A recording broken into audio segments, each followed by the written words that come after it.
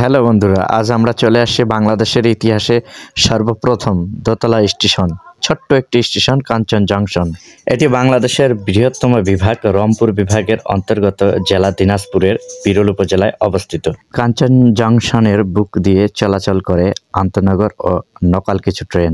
এই কাঞ্চন জংশন দিয়ে আবার দুটি রেলপথ দুই দিকে ধাবিত হয়েছে। একটি হলো পঞ্চগড়, আরেকটি হচ্ছে ইন্ডিয়া অর্থাৎ স্থলবন্দর হয়ে ভারতে যে সমস্ত তেলের গাড়ি প্রবেশ করে এই রোড দিয়ে চলাচল করে।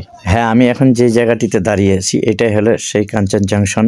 একটা সময় কিন্তু সিঙ্গেল লাইন থাকলেও স্টেশনটিতে এখন সংযোগ হয়েছে ডাবল লাইন। আমি ঠিক স্টেশনের একটু উপরে উঠলাম, আপনাদেরকে দেখাই। এই যে আমি নামতেছি, সেটা কিন্তু ওই ব্রিটিশদের সময় কিন্তু নির্মাণ। সেই স্টেশনটির কারুকাজ দেখেন, এখনও কিন্তু স্মৃতি বয়ে রয়। তবে একটা কথা বলে রাখি, কালের বিবর্তনে পরিবর্তন হবে, এটা স্বাভাবিক, কিন্তু ইতিহাস আর ঐতিহ্য এটা কিন্তু আমাদেরকে ধরে রাখতে হবে। আমি মনে করি ইতিহাস ঐতিহ্য ধরে রাখার একটি অংশ হিসেবেই আমরা আজকে দেখতে পাচ্ছি কাঞ্চন জংশন। আসলে পাশেই কিন্তু আপনারা যদি খেয়াল করেন, কাঞ্চন যে স্টেশন এখন, সেটা কিন্তু এখনকার বর্তমান সময়ে নির্মাণ হয়েছে, দারুণ।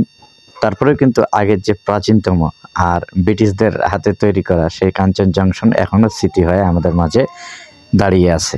তো এখন আমরা যেটা দেখবো, এটা হচ্ছে বর্তমান সময়ে নির্মিত কাঞ্চন জংশন, একেবারে নতুন রূপে।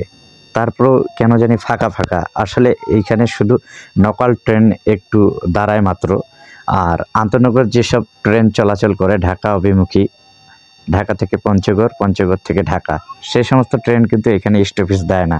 আজকে কিন্তু আমাদের সাথে ভিডিওতে অংশগ্রহণ করছে তারেক, আমার বন্ধু, খুব ভালো একজন ছেলে তারেক।